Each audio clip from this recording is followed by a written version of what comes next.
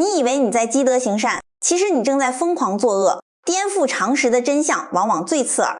这世上最残忍的事情不是冷眼旁观，而是你那愚蠢的伸手帮忙。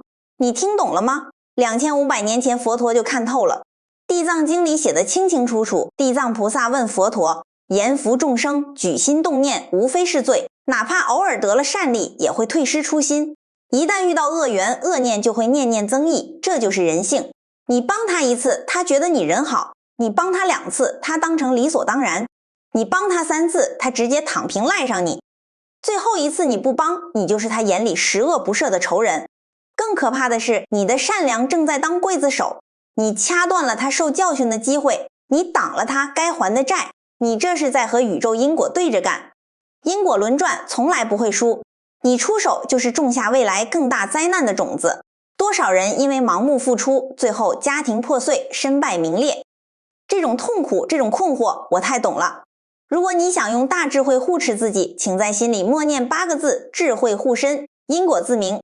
听完接下来的大乾坤，你的认知会彻底洗牌。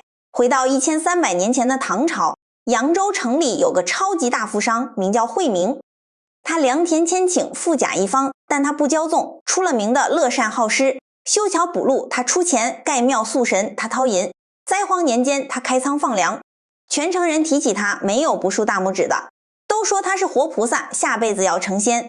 惠明自己也飘飘然，他觉得佛祖一定会保佑他全家，可他不知道他的烂慈悲正在把全家推向深渊。他有个亲弟弟叫惠远，从小游手好闲，烂泥扶不上墙。惠明总觉得血浓于水，弟弟赌博输了钱，他帮着还；弟弟在外面惹了祸，他拿银子摆平。帮到最后，弟弟连谢谢都不说了，眼神里全是贪婪。有一次，弟弟半夜敲门，在赌场输了整整300两白银，那是一个普通家庭一辈子的积蓄。惠明犹豫了，弟弟直接破口大骂说：“你那么有钱不帮我，你还是人吗？”惠明心软了，又帮他还了。他安慰自己，等弟弟吃够了亏就会改。结果呢，弟弟变本加厉，因为弟弟知道天塌下来有哥哥顶着。惠明的儿子惠文也彻底废了。儿子从小聪明，惠明寄予厚望，结果儿子交了一群狐朋狗友，流连烟花之地。为了让哥们上榜，儿子竟然胆大包天去贿赂考官。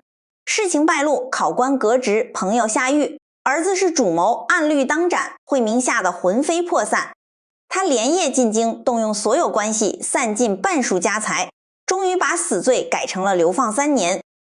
送别那天，惠明哭得死去活来。他不但不怪儿子，反而怪自己平时太严格。他发誓等儿子回来要对他更好，什么都依他。你看出问题了吗？正是他一次次的兜底，让他儿子丧失了对法律和因果的敬畏。有恃无恐才是催命符。灾难还在继续。惠明的老母亲病倒了，大夫说是消渴之症，也就是绝症，无药可医。大夫叮嘱千万不能让老太太操心，要让她顺心。惠明做了一个愚蠢的决定，他隐瞒病情。他对母亲说：“娘，您身体好得很，多吃点好的补补。”老太太信了。老太太最爱吃甜食，每次吃糖糕，儿媳妇想劝，惠明就瞪眼说：“娘开心就好，让她吃。”他以为这是孝顺，殊不知每一块糖糕都是致命的毒药。3年后，老母亲全身枯瘦，内脏衰竭。临终前，她终于知道了真相。老太太死死盯着惠明，用尽最后力气说：“儿啊，你害了娘啊！”这句话变成一把钢刀，彻底插进惠明的心脏。母亲走后，家业开始败落，弟弟欠了巨额高利贷，债主堵门，差点搞垮惠明的商号。惠明忍痛和弟弟断绝关系。儿子流放回来，非但没有改过自新，反而更加吃喝嫖赌。儿子冷笑说：“谁让你是我爹？你挣钱不就是给我花的吗？不救我，你救谁？”惠明万念俱灰，他百思不得其解。我一辈子行善，为什么落得众叛亲离？这时候，一位云游的觉音禅师来到城外，禅师须发皆白，正在竹林里劈柴。惠明备了厚礼，跪倒请教。禅师看他一眼说：“你的苦全写在脸上。”禅师指着木柴问：“我劈柴要用力吗？”惠明说：“当然。”禅师问：“如果别人替我挥斧头，这柴是我劈的吗？”惠明说：“不是。”禅师大笑：“你听懂了吗？这叫夺功。你把本该属于别人的历练抢了过来，你以为你在帮他，其实你抢走了他的成长，抢走了他的力气。他永远成了废人。惠明哭诉，可他们是我的至亲啊，我怎么忍心看他们受苦？禅师叹息，给你讲3个故事。第一个故事，河水湍急，乌龟要过河，蝎子不会游泳，恳求乌龟背它。乌龟说，你蛰我怎么办？蝎子发誓，我蛰你我也得淹死，我又不傻。乌龟心软，背起蝎子游到河中心，蝎子对着乌龟脖子就是一毒刺。乌龟临死前问，为什么？蝎子面无表情说，没办法，这是我的本性。禅师盯着惠明说，有些人就是蝎子，他们的贪婪是本性，你越帮他越变本加厉，你不是善良，你是愚蠢，你和蝎子一起沉入河底，纯属活该。真正的慈悲是让他承担自己选择的后果，该摔的跤让他摔，看他跌倒后是怪别人还是怪自己，怪别人的千万别帮。第二个故事，庙里有个天赋极高的弟子，但是极度懒惰，法会要受戒，需要断食忏悔，磕头几千。弟子嫌累，求师父替他受戒，师父太爱这个弟子，竟然答应了。结果法会结束第3天，师父口吐鲜血，暴毙身亡。临终前师父说，我替你受戒，把你的业力揽到了自己身上，你的业太重，为师扛不住了。禅师对惠明说，你救你儿子不是消了因果，你只是把因果像滚雪球一样压在未来，你救了他这辈子，毁了他下辈子。因果自作自受，一个字都错不了，别人替受就是逆天改命，必遭天谴。第3个故事，王后溺爱独生太子，太子跌倒，王后不让人扶，反而拿鞭子抽地上的石头。太子读书嫌累，王后就开除老师。太子和大臣冲突，王后把大臣流放。太子成婚，不喜欢王妃，王后做主连换7个。老国王想管，王后哭闹，说他还是个孩子。结果太子30岁还像个婴儿，不会治国，不会打仗。老国王死后，太子登基，邻国入侵，太子只知逃跑。3年后，国家灭亡，太子沦为奴隶，惨死异乡。王后也被敌军羞辱而死。禅师厉声喝道，王后不爱儿子吗？爱到骨子里，但正是这份爱变成了剧毒。